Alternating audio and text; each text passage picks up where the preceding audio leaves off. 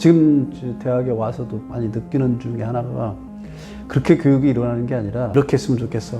흔히 뭐 이런 질문하면 이제 다른 데서 그런 얘기를 많이 하더라고요.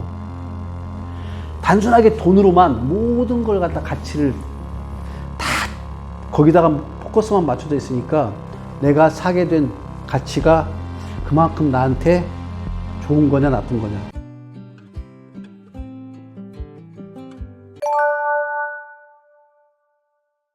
네, 안녕하십니까. 정순혁입니다.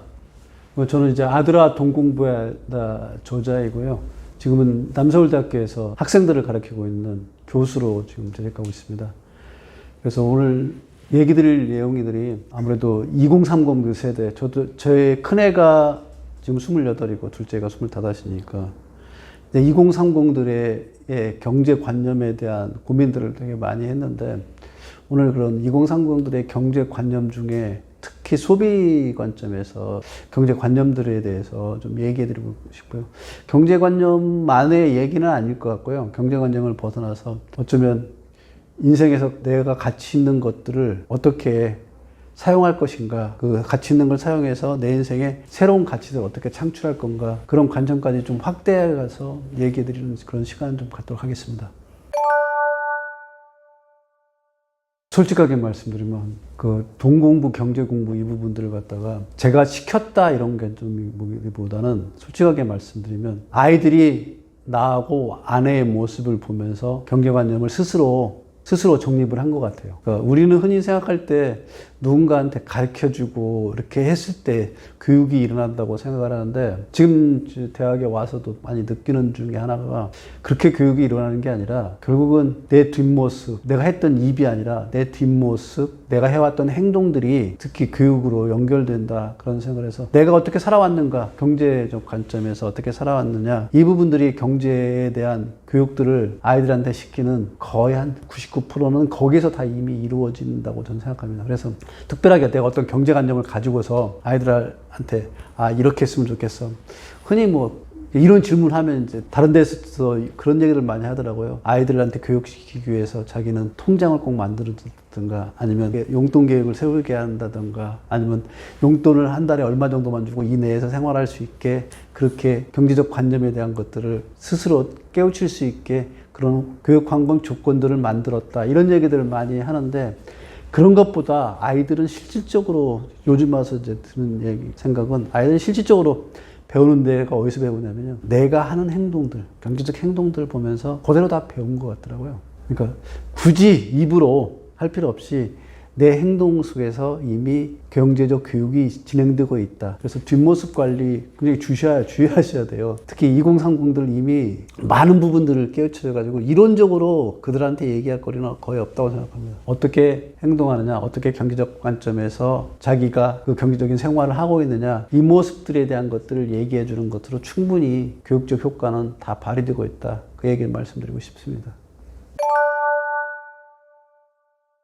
그 이전에 경제관념을 얘기하려고 그러면 5단계의 관념, 그 단계가 있습니다. 근데 통로라고 저는 얘기하는데 일단 돈을 버는 소득의 통로가 있고요. 돈을 내 주머니에서 나가게 하는 쉽게 말하면 소비, 지출의 통로가 있고요. 세 번째 부분은 이 지출의 통로를 갖다가 빠져나가던 걸 갖다가 못 빠져나게 가지고 있는 것들을 갖다가 쭉 쌓아가는 저축의 통로가 있고요. 그다음에 그 네 번째 부분은 남의 것을 빌려오는 대출의 통로가 있고요. 그리고 돈을 갖다가 더 극대화시키게 되는 투자의 통로가 있는 것 같습니다. 이 5가지 통로에 대한 것들을 이해하고 그 중에 소비, 지출의 통로가 어떻게 이루어지면 좋은 건가 이렇게 종합적으로 좀 사고를 해야지 제가 하는 얘기를 갖다가 깊게 이해할 수 있을 것 같아요.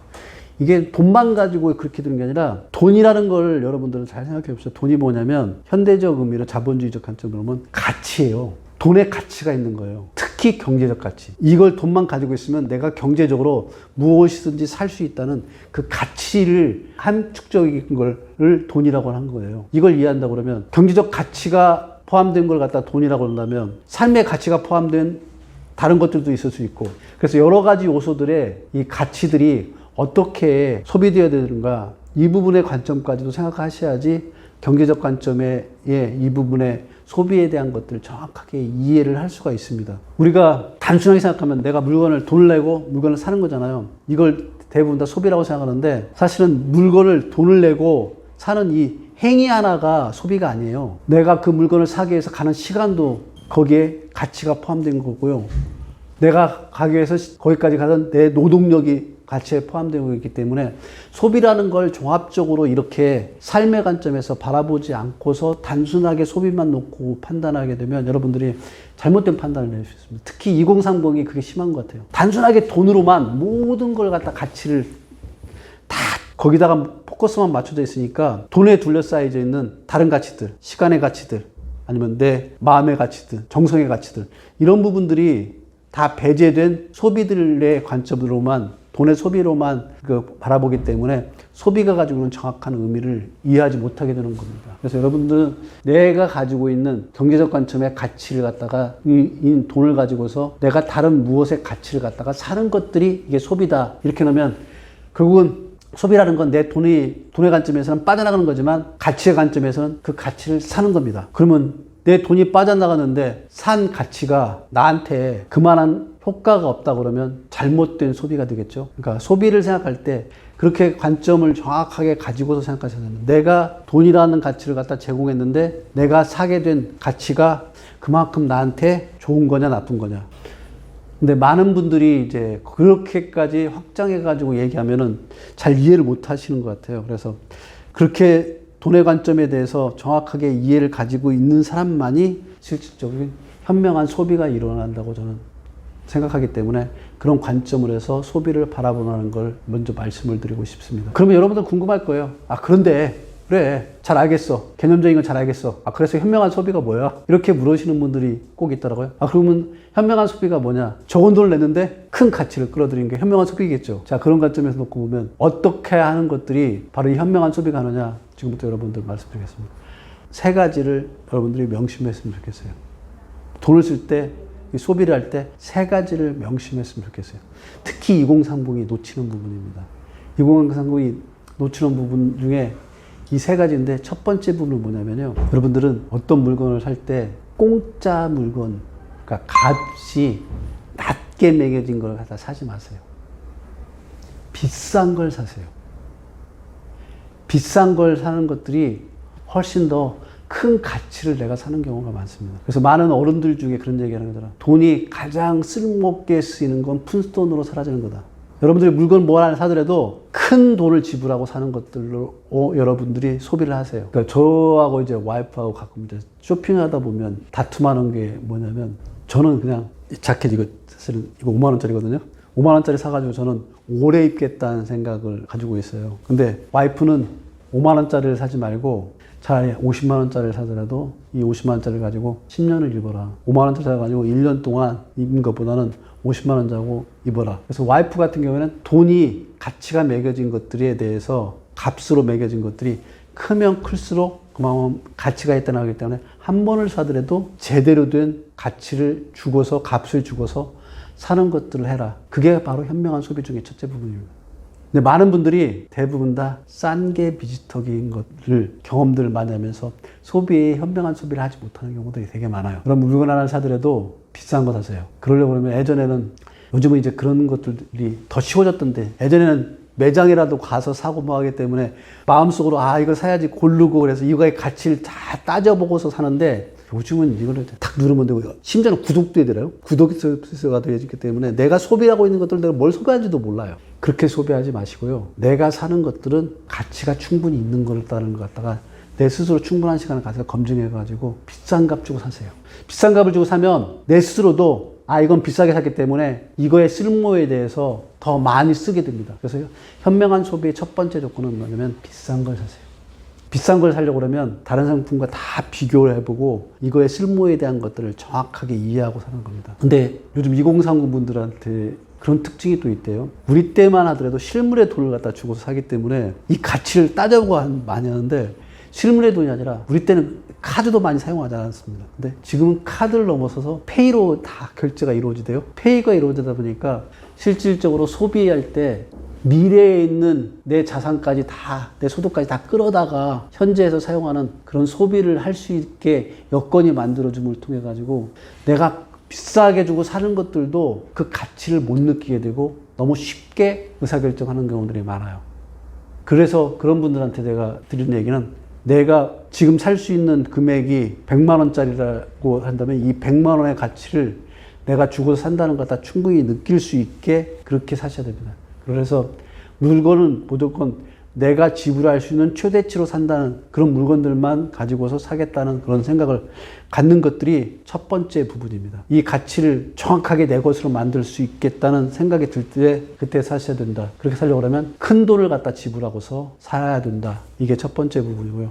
두 번째 부분은 품이 많이 들어가는 걸 사세요. 품이 많이 들어가는 걸.